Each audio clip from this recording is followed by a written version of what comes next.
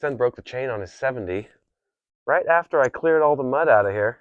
I don't know if they're related. Click here if you want to see cleaning the mud out of the chain.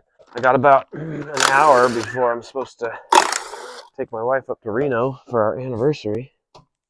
Let's see if I can get this fixed. 3 8mm bolts to take off this cover. And make sure you inspect this inner housing, whether it got cracked. A little bit of scratching right here, but nothing too bad. Sometimes when the chains bind up in here, you can really cause some havoc. So it looks like this was the master link that gave away.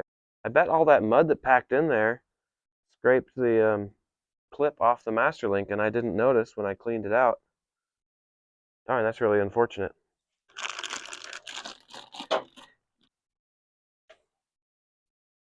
Check your chain slack and where your adjuster is to know whether you want to go a link out or a link in.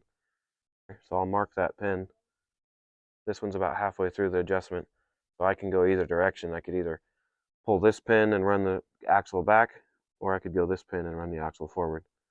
I'm going to run the axle forward, so when the chain stretches, I have a little bit of room to adjust. A chain brake tool, like this one. I like the Motion Pro stuff. Find the pin that you marked with your Sharpie. You just push the pin right out with your chain tool. Okay. There's the pin out the backside.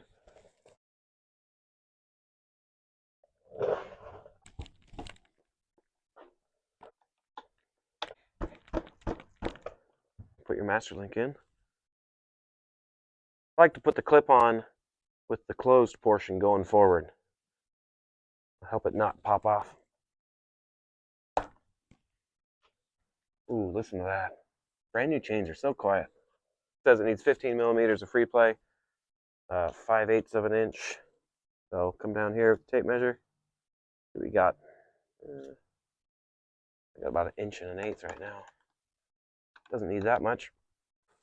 You want to make sure both sides of your axle are straight. So I'm on the 3rd notch here. Let's take a look on this side.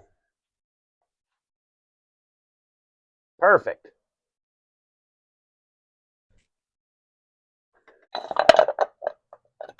Put these 3 bolts back in and you're ready to go. If you don't have a chain tool and you don't want to buy one, you can grind off a link of these chains like this. Pick which link you want, and then you're going to flatten the end of the pin. Just grind it off the top of each pin of the link you're trying to remove. Then with a hammer and screwdriver, you're just going to pop off that link.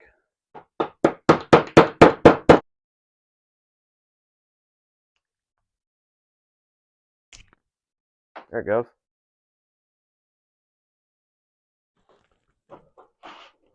Good thing I finally got this fixed for him. It's only been 2 days, but he has been asking every hour. But the Harley is ready for its test ride. Man, if I had more time today, I'd be out doing a burnout. Listen to that American muscle. Woo! Let's go. Man, if I had a little more time, I'd get that thing out on the road, but got to be in Reno in a couple hours. My wife's not going to be happy with me.